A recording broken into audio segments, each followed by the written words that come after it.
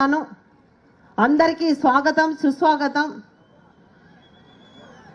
మన కూటమి ప్రభుత్వం అధికారంలోకి రావడానికి మీరందరి సహాయ సహకారాలు దాదాపు మీరందరూ గతంలో చూశారు।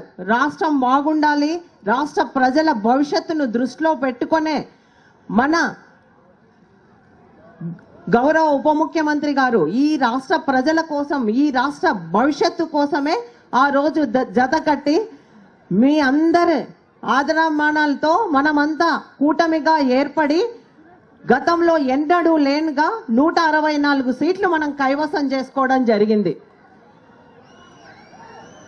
మీ నమ్మకాన్ని కూడా వమ్ము చేయకుండా మన గౌరవ ముఖ్యమంత్రి నారా చంద్రబాబు నాయుడు గారు అయితేనేమి, అలాగే మన ముఖ్యమంత్రి పవన్ కళ్యాణ్, మన ఉప ముఖ్యమంత్రి పవన్ కళ్యాణ్ గారు అయితేనేమి, అలాగే మన కేంద్ర ప్రభుత్వం నరేంద్ర మోదీ ఆధ్వర్యంలో మన రాష్ట్రాన్ని ప్రగతి పదంలో నడిపించాలన్న ముఖ్య ఉద్దేశంతోనే జతకట్టడం జరిగింది। మనది 2014లో మనం రాష్ట్రం విడిపోయాము। ఆ రాష్ట్ర విభజనలో మనకు జరిగిన నష్టానికంటే గత 5 ఏళ్ల వైసీపీ పాలనలో మనం మరింతగా నష్టపోవడం జరిగింది।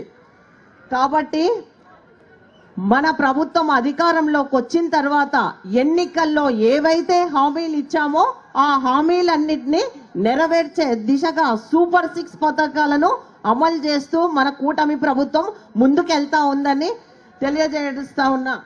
అంతేకాకుండా ముఖ్యంగా గ్రామాలు అభివృద్ధి చెందితేనే రాష్ట్రం అభివృద్ధి చెందుతుంది అన్న ముఖ్య ఉద్దేశంతోనే గతంలో చూసాం। రాష్ట్ర వ్యాప్తంగా మన ప్రభుత్వం అధికారంలోకి వచ్చిన తర్వాత ఒకే రోజు 13,326 గ్రామ పంచాయతీల్లో మనమంతా గ్రామ సభలు ఏర్పాటు చేసుకోవడం జరిగింది। ఇది ఒక రికార్డు। దేశంలోనే ఏ రాష్ట్రంలో కూడా ఒకే రోజు ఇంతగా మనము గ్రామ సభలు జరిపిన దాఖలాలు లేవు। అదొక రికార్డ్ అని కూడా ఈ సందర్భంగా మనం మీకు అందరికీ తెలియజేస్తున్నాం। ఆ సందర్భంగానే అందరం గ్రామ సభలో మన గ్రామానికి కావాల్సిన మౌలిక సదుపాయాలు ఏవైతే కావాలో అవన్నిటిని మనం ఆ రోజే తీర్మానాలు చేసుకోవడం జరిగింది। తర్వాత రాష్ట్ర వ్యాప్తంగా వైసీపీ ప్రభుత్వం గతంలో అధికారంలో ఉన్నారు, స్థానిక సంస్థలను నిర్వీర్యం చేశారు। కనీసం పంచాయతీ సర్పంచులు భిక్షమెత్తుకునే పరిస్థితి ఏర్పడింది। గ్రామాల్లో కనీసం నీళ్ళు ఇవ్వాలన్నా, కాల్వల్లో ఉన్న చెత్త తీసేయాలన్నా అంత దయనీయమైన పరిస్థితి ఉండేది। మన ప్రభుత్వం అధికారంలోకి వచ్చిన తర్వాతనే మనకు 100 రోజుల్లోనే మనము 1452 కోట్లు విడుదల చేసి మనకందరికి గ్రామాల్లో ఏవైతే తాగునీరు కావాలో, అలాగే స్ట్రీట్ లైటింగ్ కోసం అయితేనేమి, అంతేకాకుండా మనకి శానిటేషన్ కోసం కూడా నిధులు కేటాయించడం జరిగింది। అదే గత ప్రభుత్వంలో చూశారు మీరు, కనీసం ఒక లైట్ వేసుకోవడానికి కూడా వాళ్ళ దగ్గర నిధులు లేక రాష్ట్ర వ్యాప్తంగా సర్పంచులు భిక్షాటన చేసిన సంఘటనలు కూడా మనం గతంలో చూసాం। అంతేకాకుండా కనీసం బ్లీచింగ్ పౌడర్ కూడా లేదు గత ప్రభుత్వంలో, అంత దయనీయంగా ఉంది గత ప్రభుత్వంలో। అంతేకాకుండా మన ప్రభుత్వం అధికారంలోకి వచ్చిన తర్వాతనే పల్లె పండుగ అనే కార్యక్రమాన్ని తీసుకొని వచ్చి 4,500 కోట్లతో మనము NREGS కింద కేంద్ర ప్రభుత్వ నిధుల సహకారంతో మనము సీసీ రోడ్ల నిర్మాణం పూర్తి చేసుకోవడం జరిగింది। ముఖ్యంగా నా పాణ్యం నియోజకవర్గంలో 4 మండలాల్లో 16 కోట్లు శాంక్షన్ చేయడం జరిగింది గౌరవ ఉప ముఖ్యమంత్రి గారు।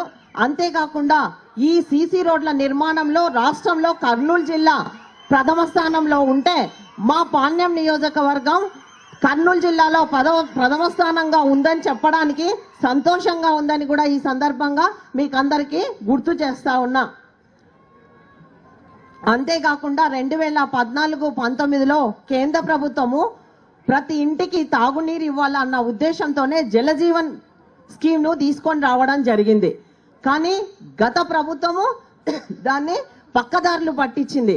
కనీసము ఒక్కొక్క ఇంటికి నీళ్లు కూడా ఇవ్వలేకపోయింది. మన ప్రభుత్వం అధికారంలోకి వచ్చిన తర్వాత ఆ జలజీవన్ మిషన్ ద్వారా మనం ఎన్నికల్లో కూడా హామీ ఇచ్చాము. ప్రతి ఇంటికి నీటి కొలాయి ఇచ్చి దాంతో పాటు ఇంటింటికి త్రాగునీటిని సరఫరా చేసే బృహత్తర కార్యక్రమాన్ని కూడా చేపట్టడం జరుగుతుందని కూడా చెప్పడం జరిగింది. ఇచ్చిన హామీ మేరకు మన వాళ్ళు ఏవైతే నిధులు పక్కదారులు పట్టించారో ఆ నిధులను మళ్ళీ ఉపయోగించుకునే రీతిగా మన సీఎం గారైతేనేమి, అలాగే మన ఉప ముఖ్యమంత్రి గారైతేనేమి, డిప్యూటీ సీఎం గారైతేనేమి కేంద్రంతో మాట్లాడి 3 ఏళ్లు మళ్ళీ ఎక్స్టెన్షన్ చేపించి దానికి నిధులు కూడా 85,000 కోట్లతో ప్రతిపాదనలు కూడా పంపించింది. రాబోయే 3 ఏళ్లలో ప్రతి ఇంటికి తాగునీరుతో ఇచ్చి కుళాయి కనెక్షన్ ఇచ్చి తాగునీరు సౌకర్యం కల్పిస్తామని కూడా ఈ సందర్భంగా తెలియజేస్తా ఉన్నా. అంతేకాకుండా మీకందరికీ ఇంకొకటి, గోకులం షెడ్లు మనకి చాలా చోట్ల గోకులం షెడ్లు ఇవ్వడం జరిగింది. అందరూ పూర్తి చేసుకున్నారు. కానీ ఇంకా వాటి అవసరం ఎక్కువ ఉంది సార్. గోకులం షెడ్లు కావాలని కూడా మా పాణ్యం నియోజకవర్గంలో రైతులందరూ అడుగుతా ఉన్నారు. వాటిని ఎక్కువగా మంజూరు చేయవలసిందిగా మిమ్మల్ని కోరుతున్నా.